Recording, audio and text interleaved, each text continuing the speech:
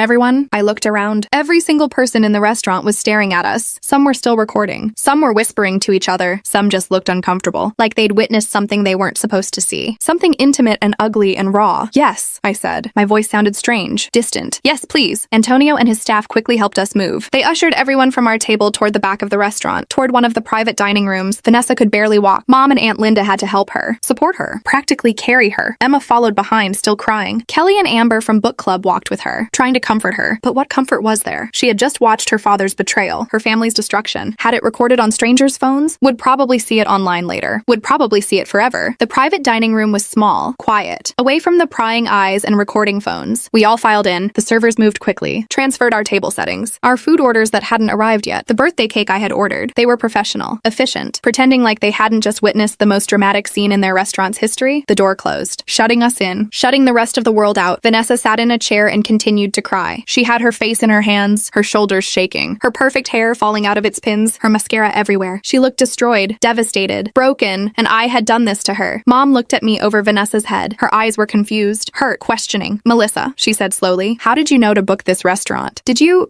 know Marcus would be here? The room went silent. Even Vanessa's sobs paused. Everyone was looking at me, waiting for my answer. I could have lied. Probably should have lied. Could have said it was a coincidence, that I had no idea, that I just thought it was a nice restaurant, that this was all terrible luck and bad timing. But I didn't. Yes, I said. My voice was clear, steady. I knew. The room erupted. You knew? Mom's voice cracked. Oh my God, Aunt Linda breathed. David, Marcus's brother, stood up. You knew my brother was cheating and you didn't say anything? Dad's face had gone hard, cold. Melissa, what did you do? Vanessa looked up at me. Her face was destroyed, makeup smeared everywhere, eyes red and swollen, nose running. She looked like someone had reached into her chest and ripped her heart out. Because someone had. Me. You knew? Her voice was barely a whisper. You knew Marcus was cheating? I found out 3 weeks ago, I said. My hands were shaking, but my voice stayed steady. I saw them at the mall. I hired a private investigator. I got proof, photos, timeline, everything, and then I planned this party. Why? Mom demanded. Why would you do this? Why not just tell her privately? Why like this? Why in public? Why on her birthday? I looked at Vanessa. Only at Vanessa. At my sister who had tormented me for 28 years, who had destroyed every birthday I ever had, who had made sure I was always invisible, always forgotten, always in the shadows while she shone. Because, I said slowly, she ruined every birthday I ever had. Every single one. For 28 years. So I ruined hers. The silence that followed was deafening. Vanessa stared at me, her mouth open, her eyes wide, like she couldn't process what I had just said. My birthdays? She finally whispered. You did this because of your birthdays? Not just my birthdays, I said. My voice was getting harder, sharper. All the rage I'd been holding in for 28 years was coming out now. Everything. The emergency room on my 7th birthday when you faked being sick. The lice rumor that ruined my 10th birthday sleepover. The fake pregnancy announcement the night before my 13th birthday. The proposal you hijacked at my sweet 16 that I paid for with my own money. The baby announcement at my 18th birthday dinner. The car accident excuse that made me cancel my 21st birthday plans. The trip to Seattle I lost money on because you needed me to watch your house. Every single year, Vanessa, you made sure my day became your day. You made sure I was invisible. You made sure no one remembered me. She just stared at me. Everyone stared at me. So you wanted revenge, Vanessa said flatly. Yes, I admitted. I wanted you you to know what it felt like, just once, to have your special day destroyed, to have everyone watching, to have it all fall apart in the worst possible way. I wanted you to feel what I felt. All those times, all those years. Melissa, Mom said. Her voice was shaking. This is cruel. This is so cruel. She's your sister, and I'm hers. I shot back. Was it not cruel when she locked herself in the bathroom on my 7th birthday? Was it not cruel when she told everyone I had lice? When she announced her fake pregnancy? When she proposed at my party? When she made every single birthday about her? That was different, Mom said weakly. How? I demanded. How was that different? She was young. She was insecure. She was struggling with self-esteem issues. She needed the attention, and I didn't? My voice cracked. I was a child too, Mom. A child who wanted one day, one single day where I mattered, where I was seen, where I was celebrated, but I never got that, because every time it was my turn, Vanessa made sure it became her turn instead, and you let her. Every single time, you just let it happen. Mom looked stricken. We tried our best. Parenting isn't perfect. We made mistakes. Mistakes? I laughed bitterly. Forgetting to sign a permission slip is a mistake. Missing a recital is a mistake. Letting your daughter systematically destroy her sister's childhood while you watch is not a mistake. It's a choice. Dad cleared his throat. Melissa, we understand you're upset about the past, but what you did tonight, exposing Marcus's affair in public like this, that's not justice. That's cruelty, is it? I turned to him. Marcus was cheating. He was lying for 8 months. Vanessa deserved to know. She deserved to know privately. Aunt Linda cut in. Not like this. Not in front of everyone. Not recorded on phones. That's going to be online, Melissa. Everyone is going to see this. Everyone is going to know. Vanessa's humiliation is going to be public. Forever. Good, I said coldly. Let everyone see what Marcus really is. Let everyone know he's a cheater. A liar. Let everyone see the truth. But at what cost? Kelly spoke up from the corner. Emma just watched her father destroy their family. She's going to be traumatized by this. She's going to remember this forever. Her mother's birthday, her father's betrayal, all of it. That's on you. I looked at Emma. She was still crying. Quieter now, but still crying. Amber had her arm around her. Kelly was holding her hand. My 15-year-old niece who I loved, who I had babysat, who I had taken to movies and bought ice cream for and helped with homework. She looked broken. The guilt twisted deeper in my chest. I hadn't thought about Emma. Not really. Not beyond knowing she'd be hurt by the divorce. But I hadn't pictured this. Hadn't pictured her watching it happen in real time. Hadn't pictured her face, her tears, her pain. I'm sorry, Emma, I said quietly. I didn't mean for you to be hurt, but I am hurt, Emma said. Her voice was small, young, so young. Everyone saw. Everyone knows. Everyone's going to be talking about this at school, showing videos, making fun of me. My dad's a cheater. My mom's a joke, and my aunt planned the whole thing. Each word was a knife, sharp and precise and painful. You hate me that much? Vanessa asked suddenly. She was staring at me with this expression I couldn't read. You hate me enough to do this, to destroy my marriage, my family, my daughter's sense of security? I looked at her, really looked at her, at my sister, the woman who had tormented my entire childhood, who had made every birthday about her, who had taken every moment that should have been mine and made it hers, who I had hated and resented and wanted revenge against for so long. I don't hate you, I said honestly, but I needed you to understand. I needed you to feel it, just once. What it's like to have your day destroyed, what it's like to be humiliated publicly, what it's like to have everyone watching while your pain becomes entertainment. So you made my pain entertainment, Vanessa said. You made my marriage ending entertainment. You made my humiliation entertainment for strangers, for the internet, forever. You made my pain entertainment for years, I countered. Every birthday, every special moment. You turned my pain into your drama, my invisibility into your spotlight. I was a child, Vanessa shouted. I was young and stupid and selfish and cruel, but I was a child. What you did. You're 31 years old, Melissa. You're an adult. You planned this. You hired a private investigator. You set this all up. You're not a hurt child anymore. You're a grown woman who orchestrated her sister's public humiliation. Her words hit me like physical blows, because she was right. I wasn't a child anymore. I was an adult who had made adult choices. Adult, calculated, cruel choices. I didn't know it would be this bad, I said weakly. You knew exactly what you were doing, David said angrily. You knew Marcus would be here. You knew Jennifer would be with him. You knew there'd be a scene. You wanted there to be a scene. You planned for there to be a scene. I just wanted Vanessa to see. You wanted revenge, Dad interrupted. Pure and simple. You wanted to hurt her the way she hurt you. And you did. Congratulations. You succeeded. I looked around the room at all these people who were supposed to be celebrating, who were supposed to be happy, who were supposed to be enjoying a birthday party. Instead, they all looked horrified, disgusted, disappointed, in me, in what I'd done. I think I should go, I said quietly. Yes, Mom said. Her voice was cold, distant. I think you should. I grabbed my purse, walked to the door, stopped, turned back. I really am sorry it happened this way, I said, looking at Vanessa, at Emma, at all of them. I didn't think it through. No, Vanessa said. You didn't. I left, walked out of that private dining room, through the restaurant, past the other diners who were still buzzing about what they'd witnessed, past Antonio who gave me a confused look, out into the cold November night. I got in my car, started driving, had no destination, just drove. My hands were shaking so badly I could barely hold the steering wheel. My My vision was blurry with tears. I hadn't realized I was crying. What had I done? What had I actually accomplished? Yes, Vanessa now knew what it felt like to have a birthday destroyed. But at what cost? Her marriage was over. Emma was traumatized. My entire family was horrified by what I'd done. And Marcus? Marcus was going to face consequences, sure. But Jennifer was gone. Probably already posting on social media about the crazy married man who lied to her. Probably already the victim in her own story. And me? I was the villain. The cruel sister who planned elaborate revenge, who destroyed a family, who traumatized a child, who prioritized her own hurt feelings over everyone else's well-being. I drove for hours, aimlessly, eventually ended up back at my apartment, sat in the parking lot, couldn't bring myself to go inside. My phone had been buzzing constantly in my purse. I finally pulled it out. 17 missed calls. 12 from mom, 3 from dad, 2 from Aunt Linda, dozens of texts. Most of them variations of, "How could you?" and "I can't believe you would do this." But there was one text from an unknown number. I opened it. "This is Marcus's brother David. What you did tonight was unforgivable. You didn't just hurt Vanessa. You hurt your whole family. You hurt Emma. Marcus is devastated. Jennifer quit her job and left town. She's getting threats online. Death threats. Because of the video. Because you made this public. This is on you. All of it." I felt sick. Actually sick. I opened my car door just in time to throw up in the parking lot. Heaved until there was nothing left. Until I was just dry heaving and gasping and crying. Jennifer was getting death threats? I hadn't thought about that. Hadn't considered that the internet would turn on her. Would blame her. Would harass her. Even though she didn't know Marcus was married. Even though she was lied to too. I wiped my mouth with the back of my hand. Sat back in my car. Stared at the dashboard. My phone kept buzzing. More texts. More calls. More notifications. I checked social media. Against my better judgment. Against every instinct screaming at me not to look. The video was everywhere. Everywhere. It had millions of views across multiple platforms. TikTok, Instagram, Facebook, Twitter, YouTube. Someone had already made a compilation, set it to music, made memes. The comments were divided. Some people were on my side, calling me a genius, saying Vanessa got what she deserved, saying this was the perfect revenge, making jokes about karma and narcissists and birthday justice. But others were calling me a monster, saying I destroyed a family, saying Emma didn't deserve this, saying I went too far, saying I was cruel and calculated and worse than Vanessa ever was. And then there were the comments about Jennifer, hundreds of them, thousands, calling her names I won't repeat, saying she deserved to have her life ruined, saying she was a homewrecker even though the video clearly showed she didn't know Marcus was married. But people didn't care about facts. They cared about drama, about entertainment, about having someone to blame and attack and destroy. I turned my phone off. Couldn't look anymore. Couldn't read anymore. Couldn't face what I'd unleashed. I finally went inside my apartment. It was dark, cold, empty. I didn't turn on any lights. Just sat on my couch in the darkness, stared at the wall, thought about everything that had happened, everything I'd done, everything I'd destroyed. I poured myself wine, a large glass, then another,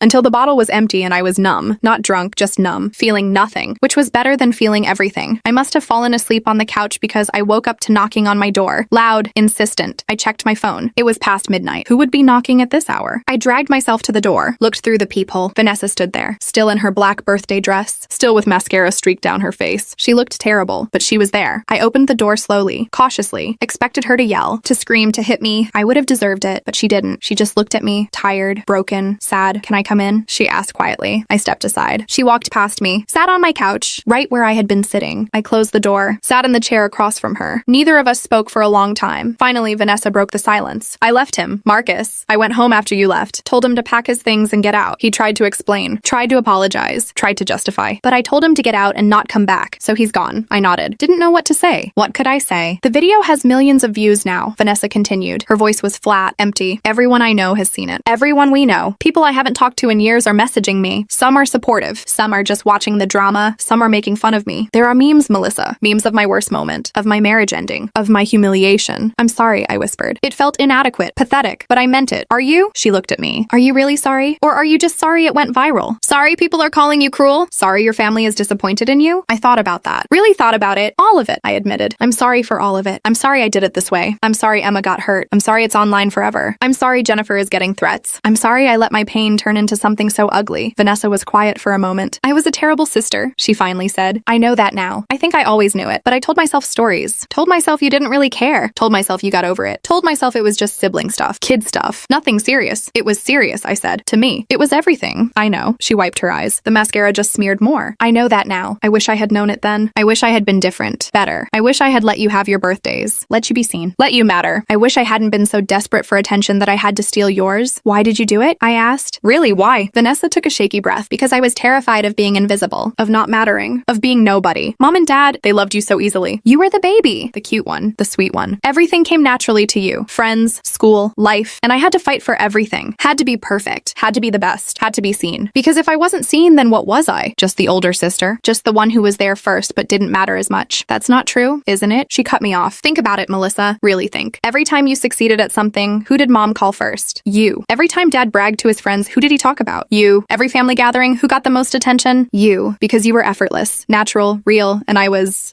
trying so hard all the time and it never felt like enough. So I made myself matter the only way I knew how. By creating drama, by making scenes, by ensuring people had to pay attention to me. I hadn't thought about it that way. Hadn't considered that maybe Vanessa's cruelty came from the same place mine did. From feeling invisible. From feeling like she didn't matter. From needing to be seen. So we're the same, I said quietly. Both of us desperate for attention. Both of us willing to hurt the other to get it. I guess we are, Vanessa agreed. The difference is, I was a child when I hurt you. You were an adult when you hurt me. You had time to think, to plan, to choose differently. And you still chose this. She was right. Again, I had chosen this. Deliberately, methodically, cruelly. I can't take it back, I said. I wish I could, but I can't. It's out there. Forever. Your pain. Emma's trauma. Jennifer's harassment. Marcus's exposure. All of it. Because of me. Because of both of us, Vanessa corrected. If I hadn't spent 28 years being awful to you, you wouldn't have felt the need to do this. We both created this. Your revenge didn't come from nowhere. It came from years of my cruelty. Years of my selfishness. Years of making you feel like you didn't matter. So yeah, you did a terrible thing, but I spent 3 decades doing terrible things to you. We're both awful, just in different ways. We sat in silence again, processing, thinking, trying to figure out where we went from here. What happens now? I finally asked. With us? With the family? With everything? Vanessa shook her head. I don't know. Mom and Dad are furious with you. Aunt Linda is appalled. David called you a psychopath. Everyone thinks you went too far. I did go too far, I said. Yes, she agreed. You did, but she paused, looked at me. But for the first time in my life, I understand what I did to you. Not intellectually, not as an abstract concept, but I actually understand. I felt it. The humiliation, the pain, the betrayal of having something that should be yours turned into someone else's entertainment. And I'm sorry. I'm so sorry I made you feel that way. Over and over. For years, I felt tears on my face. I'm sorry too. For tonight. For Emma. For making it so public. I could have just told you privately. Should have told you privately. Yes, Vanessa said. You should have. But would I have believed you? Would I have taken it seriously? Or would I have made excuses for Marcus? Convinced myself you were lying? Jealous? Trying to ruin my marriage? I don't know. Maybe I needed it to be this dramatic. This undeniable. This impossible to ignore. That doesn't make it right. No, she agreed. It doesn't. But maybe nothing about any of this was ever going to be right. Maybe we were always heading here, to this moment. 2 sisters who hurt each other in different ways. 2 sisters who need to figure out if they can move past it. Or if the damage is too deep. Can we? I asked. Move past it? Vanessa was quiet for a long time. I don't know, she finally admitted. Part of me wants to hate you. Wants to never speak to you again. Wants to cut you out of my life completely. But the other part, she trailed off. What? The other part is grateful, she said quietly. Because if this hadn't happened, I'd still be married to a man who was cheating on me. I'd still be living a lie. I'd still be going to book club and work and smiling and pretending everything was fine while my husband was with another woman twice a week. You saved me from that. In the cruelest way possible. But you saved me. I hadn't thought about it like that either. Hadn't considered that maybe, underneath all the pain and humiliation and trauma, there was something that resembled a gift. The gift of truth. The gift of knowing. The gift of not wasting more years on a man who didn't value her. I should go, Vanessa said, standing up. It's late. Emma is at mom and dad's. I need to be there when she wakes up. Need to try to help her process all this. Need to be a mother even though I feel like I'm falling apart. She walked to the door, stopped, turned back to me. Melissa? Yeah? Thank you, she said. I blinked. For what? For caring enough to hate me, she said. For caring enough to want revenge. Because if you didn't care, you would have just let me live my life. Let me stay married to a cheater. Let me keep being a terrible sister. But you cared enough to make me see it, to make me understand, to force me to confront the truth about Marcus and about myself. So thank you. She left before I could respond. The door clicked shut. I sat there staring at it for a long time, trying to process what she'd just said, trying to understand how something so terrible could also be something she was grateful for. I didn't sleep that night. Just sat on my couch, thought about everything, about all those birthdays, about Vanessa's pain, about Emma's tears, about the video going viral, about becoming internet famous for all the wrong reasons. Morning came eventually, gray and cold and unwelcoming. My phone, which I had left off, had dozens more notifications when I finally turned it back on. More calls, more texts, more strangers asking for interviews. News outlets, podcasters, YouTubers, everyone wanted to tell my story, to dissect it, to analyze whether I was a hero or a villain. But there was one text that stood out. From Mom, sent at 7 a.m. We need to talk. All of us. As a family. Come to dinner tonight at 6. Don't be late. I texted back. I'll be there. The rest of the day crawled by. I called in sick to work. Couldn't face my coworkers. Couldn't face their questions. Couldn't face pretending everything was normal when my entire life had imploded. I spent the day reading comments online, torturing myself with what people were saying. About me, about Vanessa, about Marcus, about Jennifer, about Emma. Everyone had an opinion. Everyone had a judgment. Everyone knew exactly what I should have done differently. Some comments defended me. Said Vanessa had it coming. Said narcissists need to be taught lessons. Said this was poetic justice. Said I was a hero for exposing accusing Marcus, for saving Vanessa from more years of lies, but more comments condemned me, said I was cruel, said I was vindictive, said I traumatized a child, said I destroyed a family, said I was worse than Vanessa ever was, said I should be ashamed, and I was ashamed. Deeply, profoundly ashamed. Not of wanting Vanessa to understand what she'd done to me, but of how I'd done it, of making it so public, of not considering the collateral damage, of letting my pain turn into something that hurt so many people. At 5:30, I got dressed, nice clothes, did my makeup, tried to look like a person who had their life together even though I felt like I was falling apart. Drove to my parents' house. Everyone was already there when I arrived. Mom, Dad, Vanessa, Emma, Aunt Linda, Cousin Rachel, even Marcus's brother David and his wife Christine. A full family meeting to discuss what I'd done, to decide what happened next. I walked into the dining room. Everyone went quiet. All eyes on me, judging, assessing, deciding. Sit, Mom said. Her voice was firm. Not warm like usual, just firm. I sat. We've been talking, Dad started. About what happened. About what you did. About what this means for our family going forward. I nodded. Waited. What you did was wrong, Mom said. Cruel and calculated and wrong. But what Vanessa did over the years was also wrong. We failed to see that. Failed to stop it. Failed to protect you. So we share some responsibility for this situation. I looked up. Surprised. Mom was admitting fault, taking responsibility. However, Dad continued, that doesn't excuse your actions. Emma has been traumatized by this. She's seeing a therapist starting next week. The video is everywhere. Kids at her school are talking about it, making fun of her. She can't escape it. Emma wouldn't look at me, just stared at her plate. My heart broke. Marcus has moved out, Vanessa said. Her voice was quiet, tired. We're getting divorced. He's already hired a lawyer. I've hired one too. It's going to be ugly and expensive and painful, but it's happening. Jennifer has deleted all her social media, David added. His voice was accusatory, angry. She's getting death threats, harassment. She had to quit her job because people found out where she worked and were calling, threatening her. She's left town, might have to change her name, all because she dated the wrong guy, because my brother lied to her, and because you made it public. The guilt was suffocating. I could barely breathe under the weight of it. So here's what's going to happen, Mom said. You are going to publicly apologize. You're going to make a statement online. You're going to explain that you acted out of hurt and anger, that you regret making this public, that you're sorry for the harm caused to Emma and Jennifer, and you're going to mean it. I do mean it, I said quickly. I'm so sorry to all of you, especially to Emma. I never wanted you to be hurt, but I am hurt, Emma said. Her voice was small but strong. She looked up at me for the first time. You hurt me. You hurt my mom. You hurt my dad. You ruined my family. And now I have to deal with everyone knowing, everyone watching, everyone having opinions about my life. Because of you, every word was deserved. Every word was true. I know, I said, and I'm sorry. More sorry than I can express. If I could take it back, but you can't, Emma interrupted. You can't take it back. It's done. It's out there. Forever, my worst day. My family falling apart. All of it. Online. For millions of people to watch, to laugh at, to comment on. That's my life now. Because of you, I had no response. No defense. She was absolutely right. We're not cutting you out of the family, Mom said, but things are going to be different. You need to respect that Vanessa and Emma need space. You don't get to just show up. You don't get to expect things to go back to normal. You caused real harm, and there are consequences for that. I understand, I said. Do you? Vanessa asked. Do you really understand? Because I don't think you thought any of this through. I don't think you considered anyone but yourself. Your pain, your revenge, your satisfaction. Everyone else was just collateral damage. She was right. Again, always right. You're right, I admitted. I didn't think it through. I was so focused on making you feel what I felt that I didn't consider anyone else. Didn't think about Emma or Jennifer or how viral it would go or what the lasting damage would be. I just